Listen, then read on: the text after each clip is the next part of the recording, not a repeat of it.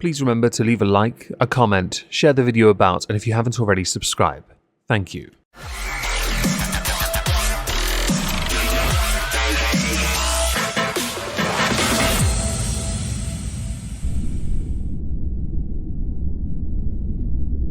Hello everyone, welcome back to Omegon 2 Electric Boogaloo. Today we're going to be looking at a video seen via Libs of TikTok, where all the funniest crap from TikTok comes from. To be honest, you may post it to TikTok, but Libs of TikTok sees everything. They are biggest of brother. Congratulations. The video itself concerns body positivity, dieting, fat acceptance, and your own internal bias against those who are fatty fat. Or sorry, pleasantly plump. Another great question. This person was asking if there is any time in which intentional weight loss is not fatphobic. The correct answer is all the time. If you intentionally seek to lose weight, you are not afraid of being fat. You are more conscious of your weight and your body, or the interpretation of fatphobic to be something that is more akin to that of a slur. A suitable follow-up question to this would be, why would anyone knowingly want to be fat if they know by being fat they are endangering their own longevity, or their ability to cope well in certain environments? Do more, be more, succeed, because yes, sometimes being fat can in fact hamper you. These questions are quite important. I have no doubt you will totally answer them in this video. I'm going to say 99.9% of the times, if you are intentionally losing weight, it is fatphobic. You know, maybe I've been looking at this the wrong way, because it can be seen as a good thing to be fatphobic in certain contexts, right? If you intentionally seek to lose weight, you are afraid of being fat. Sure, is that a bad thing? Not really. Because it turns out some people have actually rubbed a few brain cells together to realize it's not good for them, depending on the obviously more extreme and less extreme nature of your overweighted status. Yes? Overweighted? Did I really just say that? I'm leaving that 0.01%.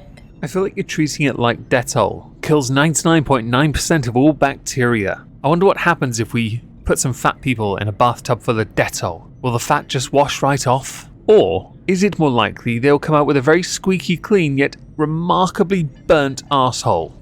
In case I am truly wrong. Well, you're asserting a point with no empirical data to back it up, so it could be argued you're pulling these facts out of your own Dettol cleaned arsehole, which in turn means you are. But I don't think I am. Well, I can hardly wait for you to prove it. Is this the part where I say citation needed? And here's the reason why.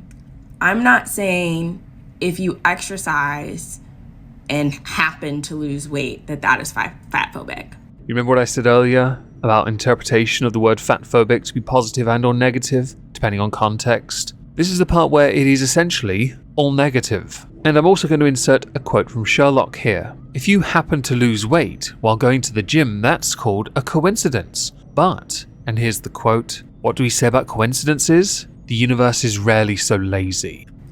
I'm not saying if you start a medication and you happen to lose weight, that is fatphobic.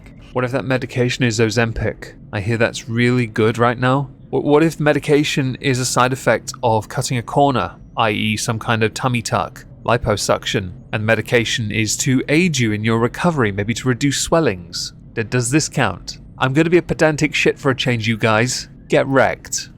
I am not saying that if you're going through any type of, illness and that is altering your body in some way, that is fatphobic. Well, thank God for that. I had food poisoning a couple of weeks ago and I lost like 4.5 pounds in water. But now I know it's not fatphobic for that water to leave my system, which means I don't feel like I'm being fatphobic. I'm saying when you are intentionally exercising to lose weight, altering your diet to lose weight, doing any activity. You sound like the type who just sits around all day watching telly, perhaps reading books that don't really stack up to any level of intellectual scrutiny. I bet you're the 50 Shades of Grey type. But do be careful, lifting up those books counts as a form of arm curl, and you don't want to risk building up muscle in your bicep when fat can sit so comfortably there instead. Might I recommend, instead of all of that, you get yourself a nice fat manservant and you simply rest the book on his moobs.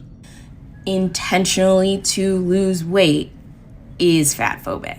Well, I guess with all that absolutely amazeballs logic out of the way, I guess I have to ask you, I've said a guess a few times, haven't I? Should we be cancelling these people? Should we get some picket fences and be like, "Oi you, gym goer on your weight loss journey, you are now cancelled. Line up for Shermination later. She can shag you. I won't touch you. Not while you're sweaty. That comes after." And the reason why is because you are intentionally attempting to make your body smaller to fit into what narrative? In 99.9% of all cases, I assume, right? God, I can't wait for that peer-reviewed study to confirm your facts. I'm gonna go ahead and say that for those who are on weight loss journeys, it is not to fit in a narrative, it is to fit in clothes. Unless they're made by a brand called Narrative, you are wrong. It's not about fitting in because society treats us better if we're fitting in better, although playing the game is quite a handy way of not standing out. Not being so greedy is quite a handy way of standing out. Not risking our health long-term for short-term plumpness is better. A narrative, though, that's a term I haven't heard used in a while. How original. The narrative that smaller is healthier. In 99.9% of all cases, if we're going to use the same logic, flawless logic at that you have applied, I'm going to at every opportunity. Additionally, how one defines smaller. Are we going to the extremes of binary, thin and fat? Extreme on either side, of course. Or are we going to actually be honest about this and say people who are within a certain bracket who are smaller? Some people just want to get beach body ready. It is after all shred season, and that could be applicable for those who are bulking because they want to be swole for the summer. I know there was another comment on this video that said something along the lines of, when I'm lighter, I don't have as many issues with my mobility. Oh gee, I wonder why that is. I can hardly wait for you to try and find a way to debunk it, if you can. Consider it a challenge from Omegon to Electric Boogaloo. To you, person whose name I don't know. And that may be a correlation, but it doesn't necessarily mean that extra weight is a causation. Oh, that was something. Would you like some reach to go with that rather interesting conniption your brain seemed to have? Especially if you are not in care of somebody like a physical therapist that is specifically certified or has previously practiced physical therapy with a fat body. Look at that logic. It's flawless. It's almost amazeballs territory. Only a physical therapist who has experience working with a fat body. All obvious jokes aside, I didn't realize we were also employing prostitutes for that physical therapy. And I say that because as a personal trainer with a fat body, I know that movements impact people differently based on their body size, type, shape, mobility, a million things. Yes, it's almost as if the stresses applied to a body that is much larger, trying to do a task that can be completed without so much damage by someone who is smaller, would be more additional stress, problems, health concerns for the person who is heavier. If only there was a reason why that is the case. Does gravity play a part, perhaps? Is it because you move at a slower pace? Is it because to complete those reps, your heart has to work harder? And while I do not doubt your credentials as a large physical therapist, I do have to bring into question your magnanimous and arrogant interpretation of events and your desperation to try and make something seem like it is more of an issue than it really is. And also, inherently negative to want to lose weight, because you should just accept who you are. Accept your fatness. Even if it is brought on by emotional damage, perhaps, one giving up on life, injuries that cause you to gain weight because you can't move as much. You see, you didn't discuss this in your little TikTok, did you? Not very smart. So, pretty much no.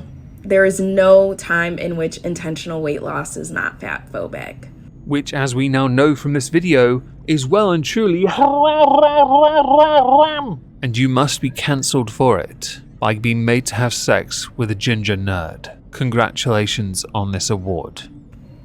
And that's just kind of the way it is. No, it's really not. It is not an absolute nor a tautology. I thought you'd be smarter than this. But apparently, TikTok is rife with it, so I guess it's not actually as much of a surprise as it really should be. People on that platform are morons.